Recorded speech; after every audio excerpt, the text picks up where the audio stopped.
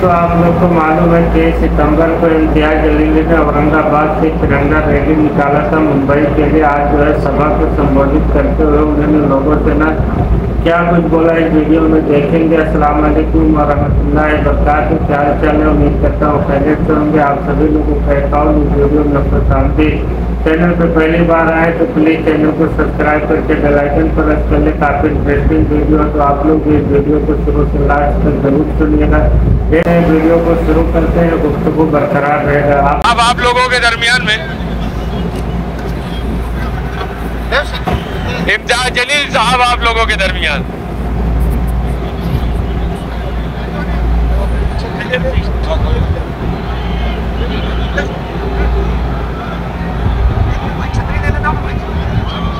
अस्सलाम वालेकुम व रहमतुल्लाहि व बरकातहू।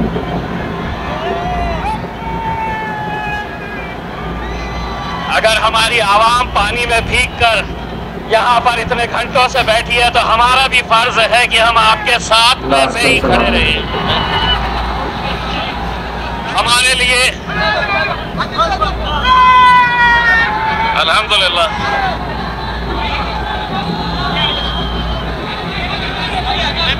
मैं हल्का हूँ सब, मैं हल्का। ये एक के ऊपर एक रखना ज़्यादा नहीं। अच्छा माइक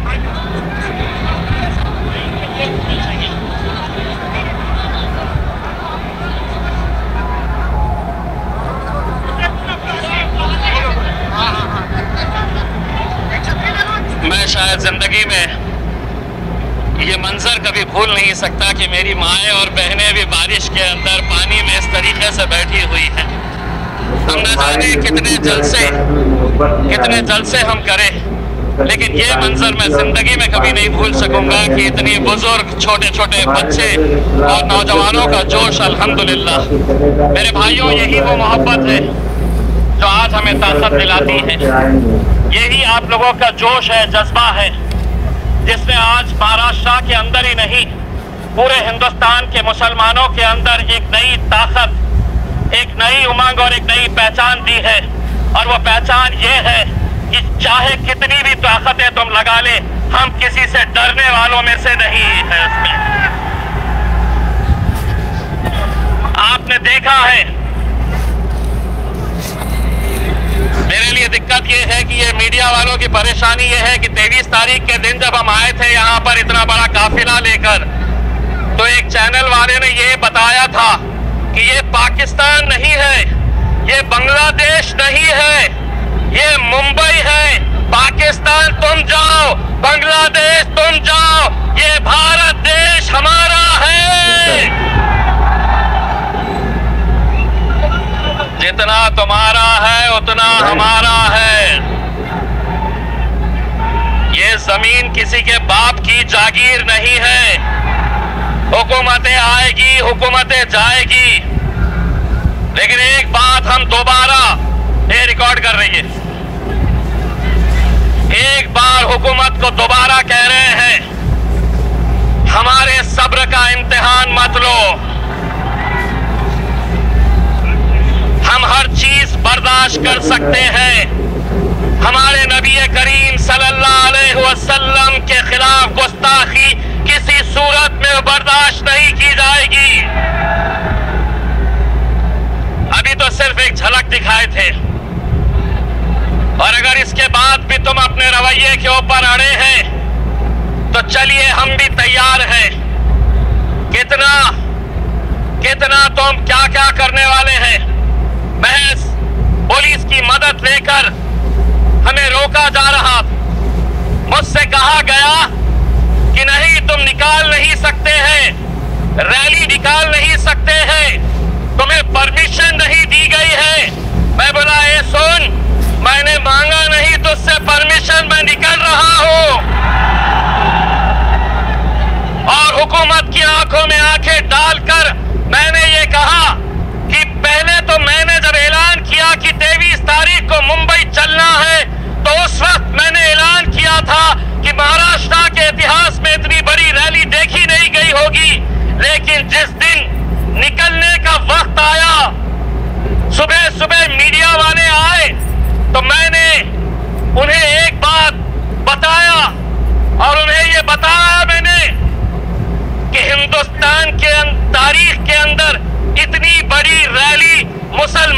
कभी निकाली नहीं होगी जो आज अल्हम्दुलिल्लाह तुम्हें देखने को मिलेगी।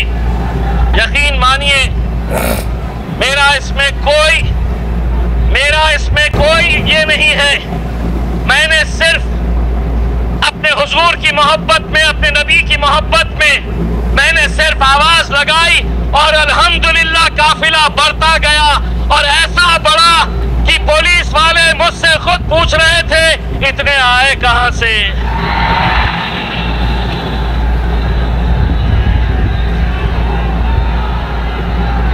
मैंने उस रैली के बाद मुझे कोई गुलबर्गा कर्नाटक से फोन करता है कि इम्तियाज भाई हमारी 40 गाड़ियां तैयार है।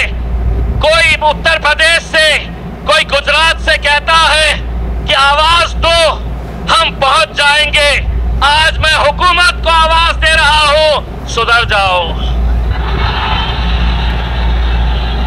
इसमें सौदा नहीं होगा, किसी तरह का कोई समझौता नहीं होगा। मुझे इस बात का बड़ा अफसोस है कि उस रैली के बाद जो हमारे अपने हैं, जो अपने आप को मुसलमान कहते हैं, जिन्हें मालूम है कि मुसलमानों के लिए हमारे नबी करीम सल्लल्लाहु अलैहि वसल्लम, हम उन्हें अपनी जान से ज्यादा मोहब्बत करते हैं, उनके लिए जान कुर्बान करने के लिए तैयार हैं। उन्होंने मीडिया से कहा कि नहीं, ये जो इतने सारे लोग आए हैं इन्हें सियासत करना है, इन्हें राजनीति करना है। अरे मेरे आका के नाम के ऊपर ऐसे सौओं से कुर्सियां कुर्बान करेंगे हम, कोई फर्क नहीं पड़ता। 22 तारीख की रात मुझे ये बताया गया कि इम्तियाज भाई इतना बड़ा आप रिस्क मत लीजिए। पहले आप खासदार थे, मेंबर ऑफ पार्लियामेंट थे, आपकी हिफाजत करने की जिम्मेदारी सरकार की थी। आप इतने सारे लोगों को लेकर निकल रहे, अगर कुछ हो गया तो आपके ऊपर आएगा। मैंने कहा ये जितने लोग चल रहे हैं ये सिर्फ एक आवाज के ऊपर चल रहे हैं और वो आवाज यही है कि तेरा मेरा रिश्ता क्या, तेरा मेरा रिश्ता क्या। ये सोच रहे थे कि तुम ही लगाओगे। अरे अल्हम्दुलिल्लाह, इसके लिए हम अपनी जानें कुर्बान कर सकते हैं। सुनो, इसके लिए हम अपनी जानें कुर्बान कर सकते हैं। तो एक मर्तबा जाकर एकनाथ शिंदे, देवेंद्र फडणवीस, अजीत पवार और रामगिरी का गला पकड़ के बाहर लाओ, नहीं तो हमको बताओ। कोई भी भगवा चोला पहनकर मैं साधु, मैं महाराज, और हद तो ये हो गई मुख्यमंत्री साहब, आप महाराष्ट्र के मुख्यमंत्री हैं, आप किसी एक जात के और किसी एक धर्म के नहीं हैं, मेरे भी मुख्यमंत्री हैं आप। लेकिन मुख्यमंत्री एकनाथ शिंदे कितने होशियार हैं, अब मैं आपको बताता हूं। जब ये रामगिरी ने हुजूर के खिलाफ गुस्ताखी की तो दूसरे ही दिन एकनाथ शिंदे आए, उसको बाजू बिठाया और उन्होंने कहा मराठी में, तुमच्या केशाला ही हाथ लावू देणार नहीं, तेरे बाल को भी धक्का नहीं लगने देंगे।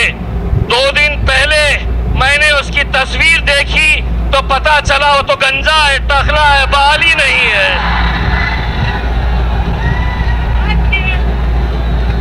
आप गौर से उसकी तस्वीर देखो, टखले को बोल रहे तेरे बाल को भी धक्का नहीं लगने देंगे। वाह,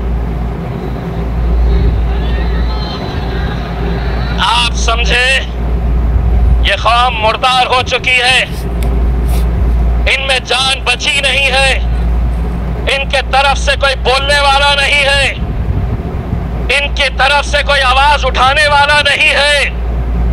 अरे हमने तो सिर्फ एक छोटी सी झलक दिखाए। दिन दोबारा ये ऐलान करेंगे, कोई इसके अंदर हम नहीं चाहते हैं कि कोई राजनीति का झंडा इसमें आए, किसी पार्टी के बैनर के तले नहीं। लेकिन मैं इस महाराष्ट्र के और इस मुल्क के मुसलमानों से हाथ जोड़कर यह अपील करना चाहता हूं, कब तक हम इस तरह बटे रहेंगे?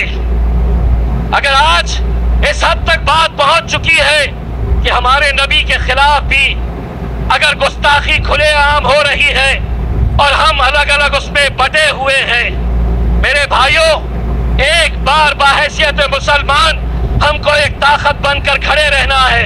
तुम रहो किस जमात में रहना चाहते, किस पार्टी के अंदर रहना चाहते हैं तुम रहो, लेकिन इस मामले के अंदर अगर एक आवाज बनकर खड़े रहे, यकीन मानिए इस कौम के अंदर इतनी ताकत है कि अच्छी अच्छी हुकूमतों को ये झुका सकती है। मेरे भाई, हमसे हमारे दूसरे गैर कौम के लोग पूछते हैं कि आखिर आपके मोहम्मद पैगंबर मुस्तफ़ा सल्लल्लाहु अलैहि वसल्लम आपके लिए क्या मायने रखते हैं? तो मैं उनसे सिर्फ यही कहता हूं, हमने आंखों से देखा नहीं है मगर हमने आंखों से देखा नहीं है मगर उनकी तस्वीर सीने में बसाए हुए है। हमने आंखों से देखा नहीं है मगर उनकी तस्वीर सीने में बसाए हुए है। मेरे भाई, उस पर कार्रवाई नहीं हुई इस रामगिरी के ऊपर, तो महाराष्ट्र के छोटे छोटे प्यादे, इतने छोटे कि जिस दिन हम तय कर लेंगे तो इंशाअल्लाह उसको लपेट के असद भाई की शेरवानी में डाल के हैदराबाद भेज सकते हैं। इत्तू सा और वो समझ रहा है कि मैं कुछ भी बोलूंगा हुकूमत मेरा साथ देगी। अरे खुद अकेले घूमता नहीं है, 6-6 गाड़ियां लेकर, बाउंसर्स और पुलिस वाले लेकर, अगर सही मर्द का बच्चा है तो इस इलाके में अकेले बुलेट के ऊपर आके बता, सड़क चलते लड़के तेरे को टप्पू कैसा मारेंगे। वरना आज मेरे शहर औरंगाबाद में आकर देख, इम्तियाज जलील आज भी अकेले बुलेट के ऊपर घूमता है, किसी माइकल आल में हिम्मत नहीं है कोई रोक सके। मस्जिद में घुस के बोले मुसलमानों को चुन चुन के मारेंगे। आपा हटा दो, सब हटा दिएगे, हटा दीजिएगा पीछे, ओ आपा पीछे।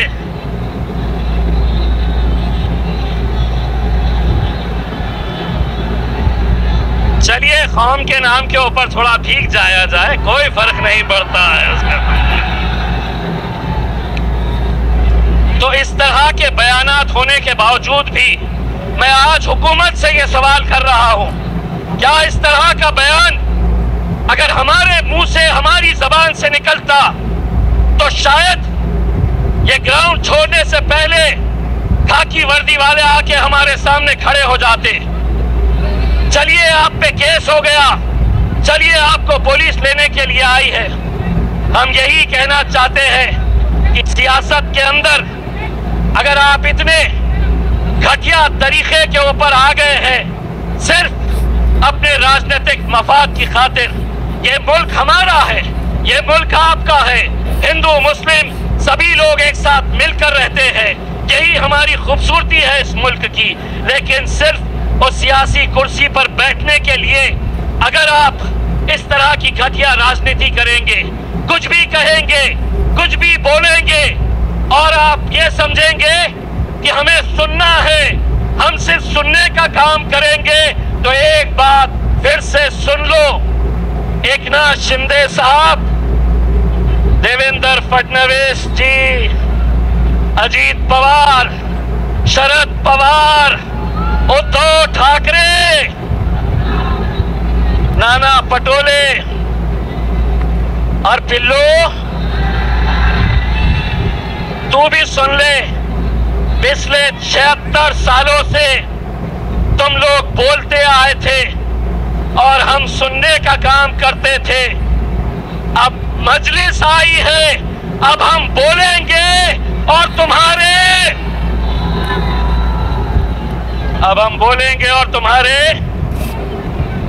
अब्बा को याद करो, उनके तुम्हारे बाप को भी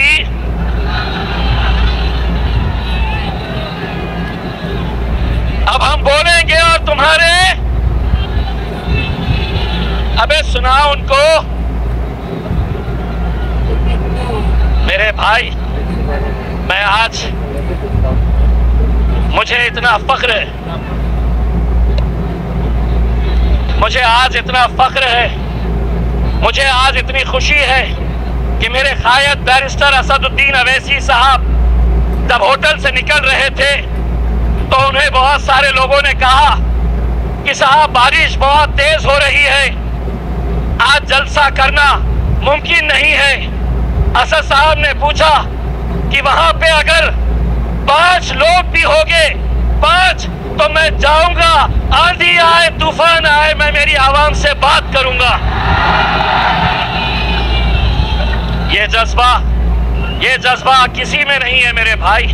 हम भी आपकी तरह भीगने के लिए आए, लेकिन माइक वाले ने कहा कि साहब अगर माइक हमारा भीग गया तो ये माइक बंद हो जाएगा, तो इसलिए इसका सहारा लेना पड़ा।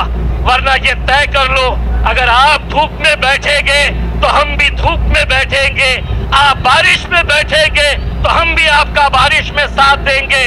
बस मैं आप लोगों से जाते जाते असद साहब को यहाँ बुलाने से पहले एक नारा चाहता हूँ, तेरा मेरा रिश्ता क्या, तेरा मेरा रिश्ता क्या, लब्बैक लब्बैक लब्बैक। मीडिया वालों ने मुझसे पूछा इसका मतलब क्या होता है, मैं बोला बहुत दिनों के बाद तुमको समझ में आएगा क्या होता है करके उसने जोरदार तालियों से मेरे कायद बैरिस्टर असदुद्दीन अवैसी साहब। तो आज के वीडियो में इतना ही। बस आप लोग के वीडियो कैसी लगी नीचे कमेंट करके जरूर बताएं। चैनल पर पहली बार आया तो प्लीज चैनल को सब्सक्राइब करके बेल आइकन प्रेस कर ले। फिर मिलते हैं किसी नेक्स्ट वीडियो में। अल्लाह हाफिज।